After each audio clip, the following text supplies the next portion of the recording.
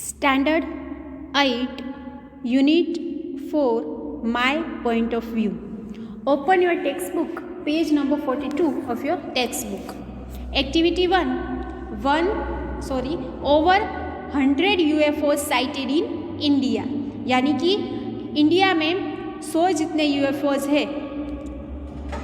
DNA, Monday, November 5, 2012, IST 1949 IST. Place है new Delhi और agency है PTI. Army troops in India have reported more than 100 sightings of unidentified flying objects in the last 3 months.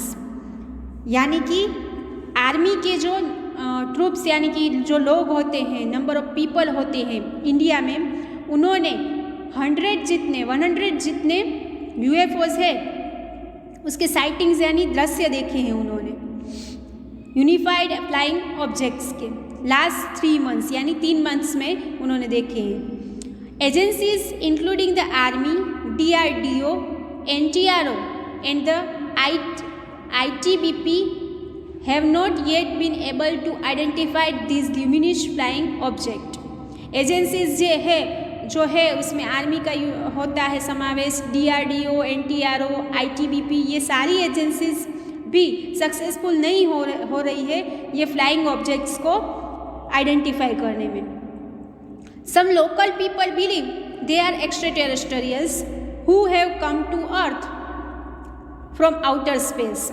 कुछ local लोग जो वहाँ पर रहते हैं उन्होंने कहा है कि ये एक एक्स्ट्रा टेरेस्ट्रियल्स है जो अर्थ पे आए हैं, कोई दूसरी ही दुनिया से, अलग ही स्पेस से आए हैं.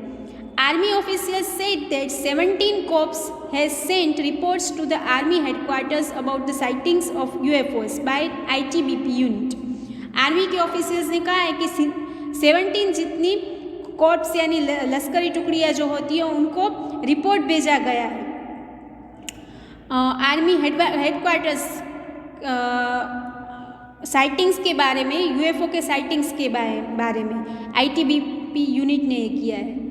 रिपोर्ट से दिखाती है कि this yellowish spheres appear to lift off from the horizon. यानी कि रिपोर्ट से ऐसा दिखाते हैं कि ये येलोइश यानी कि पीला कलर का कुछ स्पेयर यानी कि घोड़े जैसा है जो lift from the horizon and slowly traverse the sky for 3 or 5 hours before disappearing.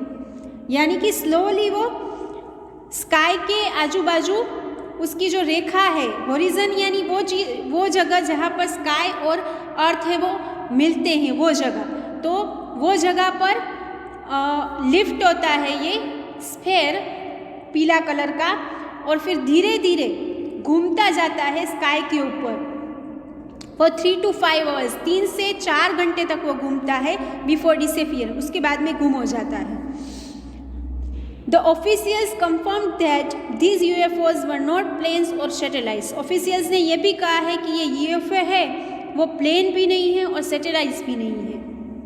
They said army had also moved a mobile ground-based radar unit and a spectrum analyzer to verify the identity of the object, but could not detect the object that was being tracked visually, indicating it was non-metallic.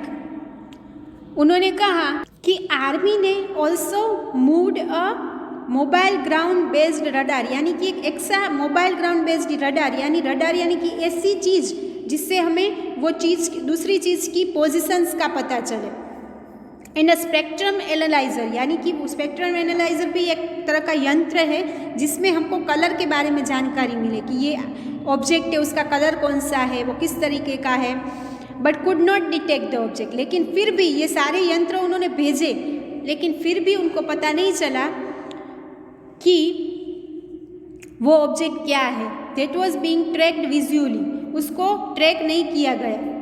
Indicating it was non metallic, और ये बताया गया कि वो एक non metallic हो सकता है यानी कि कोई भी मेटल नहीं होगी वो चीज़ की.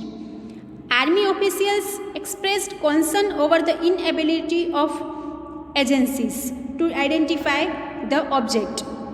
उनको चिंता हो रही थी कि आर्मी ऑफिसर्स ने चिंता जाहिर की कि वो आइडेंटिफाई जो ऑब्जेक्ट है उनको आइडेंटिफाई करने में अनेबल रहे, वो नहीं कर पाए. Some believed they could be surveillance equipment और वेदर इंस्ट्रूमेंट.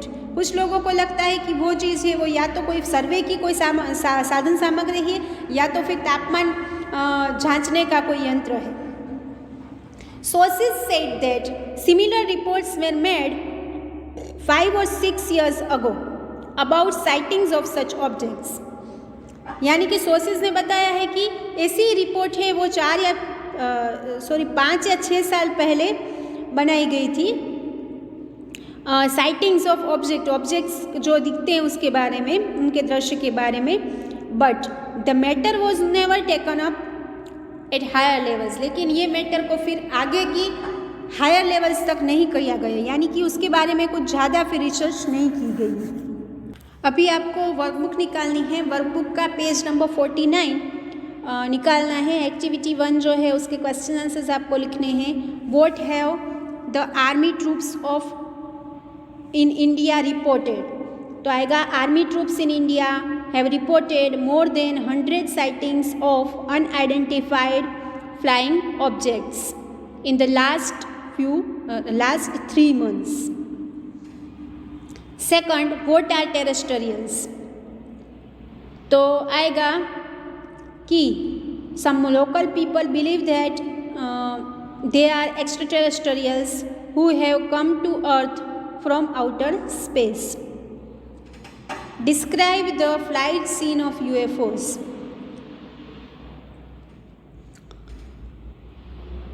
कैसा दिखता है वो, डिस्क्राइब कीजिए उसका फ्लाइट सीन. तो reports suggests that yellowish spears appear to lift off from the horizon and slowly traverse the sky for 3 or 5 hours before disappearing. उसके बाद में आपको निकालना है पेज नंबर 5050. आपको ये पूरे कर लेने हैं क्वेश्चन आंसर्स. उसके बाद में है answer the following question in 2 और 3 सेंटेंसेस. ये आपको टेक्स्ट बुक में से ढूंढ कर लिखने हैं कि what are luminous flying objects, why are they so called. Luminous flying objects क्या है, उनको ल्यूमिनस फ्लाइंग ऑब्जेक्ट क्यों कहा जाता है. फिर what is people's believe about extra terrestrial, लोगों की क्या बिलीव है एक्स्ट्रा टेरेस्ट्रियल्स के बारे में. फिर what do reports of different agencies say about UFO, अलग अलग एजेंसी यूएफओ के बारे में क्या बताती है. Fourth, what efforts were put in to learn about the identity of UFOs. UFO की आइडेंटिटी पता करने के लिए कौन कौन सी एफर्ट्स की गई. Over what did army officials express their concern, army officials ने अपनी चिंता कैसे जाहिर की. ये सारे क्वेश्चंस अभी हमने डिस्कस किए हैं, हमने एक्सप्लेन भी किया था, तो उसमें से आपको मिल जाएंगे. फिर activity 2 question answers. UFO stands for unidentified flying object. What does unidentified mean. कि यूएफओ है उसका मीनिंग होता है अनआइडेंटिफाइड फ्लाइंग ऑब्जेक्ट. तो अनआइडेंटिफाइड का मीनिंग बता दिए. ठीक है, तो यहाँ तक आपको 51 पेज की एक्टिविटी 2 तक आपको कंप्लीट कर लेना है. सारे आंसर्स आपको टेक्स्ट बुक में से मिल जाएंगे. ओके, प्रॉपरली फाइंड आउट करना, बॉल पेन से ही लिखना है. And do your homework regularly. जब भी आपको कराया जाता है, होमवर्क दिया जाता है, आपको तभी कर लेने का होता है. आप अच्छे से तभी कर लिया करो. ओके, और जो भी वर्ड्स आपको डिफ़िकल्ट लगते हैं वो मैंने पहले भी बोला है, यूनिट चालू होता है तभी अंडरलाइन कर लेना है. और जो भी आपको समझ में नहीं आते जो भी वर्ड्स, वो आपको रफ बुक में नोट डाउन करके लिखने हैं. और उसकी मीनिंग्स है वो आपको डिक्शनरी में से फाइंड आउट करके लिखने के होते हैं. ओके, जो भी वर्ड आपको ऐसा लगता है इसका मीनिंग क्या होगा, तो वो आपको वर्ड नोट डाउन करके रफ बुक में लिखना है. लेसन का नाम ऊपर लिखना है, फिर नीचे लिखना है कि डिफ़िकल्ट वर्ड्स और नोट डाउन करने हैं. ठीक है, फिर मीनिंग उसका डिक्शनरी में से फाइंड आउट करके लिखना है. Okay, do your work your self.